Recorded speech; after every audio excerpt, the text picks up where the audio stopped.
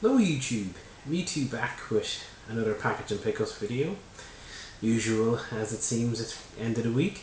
But yeah, it's going to be a bit of all sorts this time around. Some local pickups out and about and a couple of eBay packages. The eBay stuff's probably a little more interesting, so we'll get the local stuff out of the way first and end on the eBay stuff. So first of all, I was in CEX and I picked up some PS2 stuff, and nothing too remarkable. Though I do notice that they've cut down a lot of their PlayStation 2 section, so even getting PlayStation 2 games is getting pretty hard over here. Now that games closed as well, there's only pretty much one shop that sells them. It's GameStop. So first up, I picked up what was it? One of the Lord of the Rings games, The Lord of the Rings: A Third Age. It's one RPG to rule them all. I wonder how long it took them to come up with that line. And this was complete, and it was a quid or a euro. That was in good condition. Looks sort of like a hack and slash game from screenshots, so I'll give it a whirl. Now when I picked this up, I was looking at it going, I can't even remember if I picked up a Lord of the Rings game or not before. But I decided, it's a euro, I'll try it anyway. I haven't still checked, so maybe I haven't already. But after gambling on the euro, I was like, whoa, calm yourself. I better not spend too much on any subsequent games. So I limited myself to 25 cents. I managed to find a couple of bits. Nothing too exciting. The first was the Ultimate Music Quiz. And so it's basically a quiz game. Nothing too exciting, but as I said, it was 25 pence. And I gave it a bit of a blast. Complete again. They have at the back, how many #1 UK singles have the Beatles had? Which Robbie Williams album did Angels appear on? And who appeared first at the 2005 Live 8 gig in Hyde Park? That was U2 and Sir Paul McCartney. So basically it's just a quiz game. It's kind of sluggish, it's a little slow, the loading times on the disc, but it's okay. Might dig it out of the party or something, you never know. And on that team, there's the, what do they call this one? The Ultimate Trivia Quiz. So it's by the same company, Liquid Games. Same engine, just with trivia questions instead of music questions. And complete again. Which US president was the teddy bear named after? What line of work did Al Capone have on his business cards? And which Disney character was introduced as the world's first talking cartoon character? I don't know. Naturally, when you think of first for Disney, you kind of think of Mickey, but obviously that wasn't even his first cartoon character. So there we go, just 150, so nothing too exciting, but they're in good condition. And well, these two I gave a whirl already. This one, I'm not a massive Lord of the Rings fan, but if nothing else, I figure it will hold its value. And as I said, they're getting hard to pick PlayStation 2 stuff up now. As crazy as that seems, particularly if you're in the UK, there's so much PlayStation 2 stuff that people seem to be, finding all the time. To go around and say, oh, not much PlayStation 2 stuff around, must seem just strange. But anyway, I also picked up, I was hunting around at charity shops, and not much, but I did manage to find something video game related, and it was this Pokemon trading card game. And this was initially sealed completely, they'd cell tape around it as, to keep everything together. So I had to kind of get the cell tape off in the shop and have a look. But it was marked up as $2.50, so I figured, I'll probably just pick it up for the tin if nothing else. But I could feel that it was heavy, so I figured there's something in it. Now, I don't know anything about the Pokemon trading card. Although I do know, I've seen this at the top, I said, that's not Pokemon. I don't know what the hell that is. It's for the bin, that's what that is. So it came with like the rules pack, which I probably won't read, and as you can probably tell, a load of cards. Now I don't know nothing about the cards, but I seen that then it had also these little figures, and I was like, oh sure, why not? Figures, so, I can put them somewhere. I remember this guy is the Diamond guy, the guy that's on the cover of Diamond. I played the first Pokemon game a lot, hence part of my screen name, Mewtwo. There's the guy that's on Diamond again, bigger form. So I was, mostly I don't know, like I don't know who this one is at all. Although I have played Diamond Pearl, so I've probably even seen these ones. This one's from Sapphire or that generation, some sort of beavery thing. These are two starters, I think, from that generation as well. But finally, there was one I did recognise, and it's actually Mew from the original generation. The only Pokemon I didn't get in the original game. Damn you, Nintendo, and your limited set. So there was loads of cards, and there was some of these ones, these kind of, you know, glittery, shiny yolks. I think there was a Mewtwo in here as well, which I should have probably set aside to display. Let's see. They're not in the best condition, some of them, but sure, how and ever. As I said, I'm not a aficionado of the cards, so I know one of my friends is, so I'll probably end up just giving a lot of them off to him, because they do collect them and whatnot. So there's Mewtwo. Sadly, this one's got some pen marks. Damn them, they ruined the best card. So yeah, some Pokemon stuff. As I said, not a massive fan, but I know damn well that stuff goes for a lot more than $250, and especially given I had all the little figures and I had the case and whatnot as well. So I said, why not? You rarely see a video game memorabilia at all in you know, charity shops, so beggars can't be choosers. And now I can't get them back in the box. There we go. Oh, I'll do it later. So, Pokemon game. Fun for all the family if you know how to play Pokemon trading cards. But that was the local pickups. As I said, you know, nothing too exciting, but for £4 or €4, not the end of the world either. Now I had two pickups. One of them is actually from a little while back that I never, I was meant to show in a video and completely forgot about. So I was going through my stuff and went, oh, I never showed that package, so I must do it. But before I get to that one, because I'll end on it, it's one it's for the Master System. Oh my god! But it is it's Super Off-Road. This is an eBay purchase, and it's in really good condition. And I picked this up for, including delivery, for it was £6 sterling, I think it was. As I said, including shipping. Now, okay, there's the manual's kind of got a little dog-eared right at the corner, because these some of these Virgin ones, I don't know if it's come across. The manual is so damn thick it barely fits into the manual holder in the box.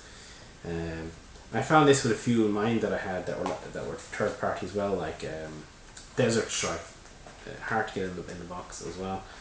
So I can understand why I get a little rough, but the rest of it's perfectly fine. And now, I was really pleased to pick this one up for that price, because it's an uncommon game. It definitely is uncommon, but it's nowhere near worth the value that most sellers in eBay would have you believe. Generally, the price of the bite nows will be £20 plus, usually maybe around 25, 27. I've seen them up at 40 for this game. Bear in mind, I picked it up for $6 delivered, so it's nowhere near worth that.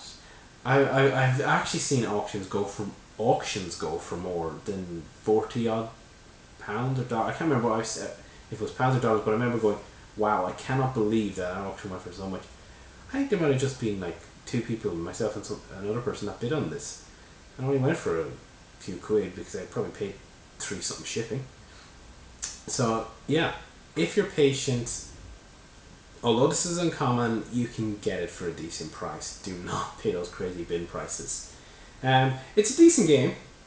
A pretty good port. I played the arcade game in the arcade, one of the few games I got to play in an arcade environment. But I was more familiar with the, if I show screenshots I should really zoom in, I was more familiar with I think it was the Amstrad home version. It was one of the home computer versions. My neighbour had a computer and he had a few games on it. And it's an enjoyable little game. It kind of gets a little repetitive over time. It's not that surprising given the genre, but yeah, worth it if you can pick it up for a good price. And I would say that brings my collection down to, is it 38? However, during the week, on the Sega 8-bit forums, there was a competition. One of the members there estimated profit. This kind of drawing that he did, a collage, so to speak, of all different types of box arts he drew when he was a kid. And he had a competition in, can you identify all the games in this picture? And there would be a prize for doing so. Now, I went through the picture and it was good fun to go through and see if you recognise it. There was a couple of tricky bits. And as I was doing it, I realised, oh crap, I don't have that game. And I've marked it off my list that I have it. And that was Zillion. I have Zillion 2, but I don't actually have Zillion 1, so this brings my total down, and then Zillion puts it right back to 39 or whatever it was. So, no reduction this week. Oh well, at least I got a rare-ish game for a good price. So yeah, definitely lasted big spenders because that came to like, what is it, just over a tenner, maybe 11 quid. Now finally, this was something I picked up a while back. It was actually around Christmas time, maybe just after it. But it came from Australia. So some people might be aware of it, Australia and its Sega Master System. There's a few things there that shall we say are more local than that we don't get them over here. One game in particular I have my eye out for, and I haven't been able to find it at a good price yet. And that's what's it called, 4-pack all action or something like that. Only released down there. It's an unlicensed game, but it's actually apparently a pretty decent game. There's like, well, one or two of the games are crap on it, but apparently the other two are pretty good. So it's tricky enough, and it's been rising kind of in value. But however, I think the big challenge is that you got to pay the shipping all the way over from Australia, which can be pricey.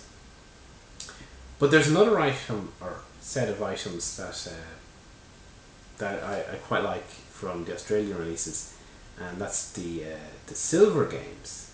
Now I already have one, and that is World Cup '94. I got this in a bundle with Power Strike, and as you can see, it's in a silver case, and when you open it up, you get a silver cartridge. Now, quite why Sega Australia did this, who knows? Because as far as I can tell, all of the games have standard releases too, so maybe they're just using up stock, but then why remanufacture the cartridge? I don't know. Maybe they felt it was because they have like this Sega Classics thing, and I know they did a similar thing for the Mega Drive where they have silver, platinum, gold type releases, so maybe they felt it was like their version of doing a Kicks re-release or a Classics, brown paper bag style re-release. Who knows? Also, notably that this has got the G rating. It's one of the very few Master System games that actually has, an age rating on it. Because the age rating was only coming in right at the end of the Master System's life. So I think something like this and Daffy Duck, and maybe there might be one or two others that have it, but not too many. So this is an Australian silver release, and I'm not really going out of my way to pick them up, but if I kind of come across them at a decent price, I'll give them a shot, because they're a nice little item to add to the collection. They add, variety is the spice of life and video game collecting, apparently. On that note, totally tangent, the one other thing that's in the Australian Sega Master System set that is of kind of note is that they have some double pack releases. Some of them are kind of like VHS style boxes, and they actually have two cartridges. All of them are like basically re-release. They get two cartridges, pop them into these two boxes. There's different types of boxes, and throw in the couple of manuals, and away you go. They can fetch a fair bit of money though, so I think I'll leave that to the Australian collectors. So back to the Australian silver release. Just before Christmas, I managed to pick up another silver release. Sort of. Now you might be saying, Alan, this is that's not silver. It kind of looks distinctly black. Yeah, that I can see that, and it's when you open it, then it becomes a little more okay. Yeah, I see that this is silver. It's got the silver cartridge. Now there's a few other things about this release that are a bit different to the normal release. The silver release has actually got a different manual, and this is the silver release manual. You can see it's one of these type of fold-outy things. Oh, kind of cool because you can see all the artwork in one go. It's more like a poster. In fact, it's nearly a bit more like Nintendo's current manuals. Although really, it's just pretty much the same type of content manual. When it's closed down, you'd swear it was just the same. So that manual is actually different to the standard release manual. And another difference is, and this is quite subtle, you might miss it on auction pictures, there's actually no grid on the artwork. And the normal Wonder Boy 3, the Dragon's Trap artwork, has the typical Sega Master System grid. You know, I mean, it's not quite this one, but anyone who's seen a Master System game will know the grid. And this one does not have it. But the original version does have it. The one thing missing from making this completely silver, even as the classics thing, is the silver box. Now, I read a bit on the Sega forums about this, and there seemed to be a bit of question, did this actually come in a silver box? Because almost all of the auctions come, you'll see it, you'll have the normal box, but that you will see them with the correct manual, the correct cartridge, silver cartridge, and the changed gridded artwork, or lack of gridded artwork. So to be honest, I don't actually know if this is a full silver release or not. Now, personally, I would like to get a silver box and put it into one so that it would match. And it's one of those things that I'll keep my eye out for. Or if anyone has a spare silver box, please get in contact. I would definitely like to, maybe arrange a trade or something. Because I would like to put this one into a silver box if I can. But, I mean, is this even meant to be in a silver box then? That question has... Because I've seen a lot of people asking on the forums, well, how did you get yours? Did you make it? And they're commenting, you see, people basically make this a silver release by putting it into another silver box. So you might get an incomplete silver release and just pop it in. So, yeah. Is this a silver release? Should it come in a silver box? Or is it done? Who knows? Answers in a postcard or in the comments below. So, there we go. A little rambling story about the colour silver and what it means in the Sega Master System world. But yeah, I picked this up ages ago for... It was about a tenner. And maybe a little more shipped. The shipping was actually surprisingly good for Australia. It was only a couple of pounds, or it worked out fairly fair. And because it was Wonder Boy, I said, and that's my favourite Master System game, I said, okay, I'm going to pick up this version of it because it's pretty much the only variant, or substantial variant, of Wonder Boy 3, so I'd like to have it in the collection. That's something I just noticed as well, and I don't know if this is true for all of Australian releases. It seems to have all the European languages in the back. I didn't think that was normally the case. I know that they have this stuck sticker there. I thought a lot of them had a big plaque about call the Sega helpline and make us money. So yeah, seems a bit odd too. But that definitely is the correct artwork for that version. So yeah, of course it's a variant. I'm working down on that list, but nope, I was buying more variants. So there we go. A bunch of games that somehow still doesn't manage to bring my main collection down, and some Pokemon stuff. Not bad for a week's non-work show, so to speak. But anyway, enough rambling, blah blah blah. Talk about it, going off on tangents. Thanks as always for watching, and I'll hopefully have another video soon. This week was a bit light in videos, I suppose, just a Ninja Gaiden playthrough, but however, I'll be back with another video sometime in the near future. Bye for now.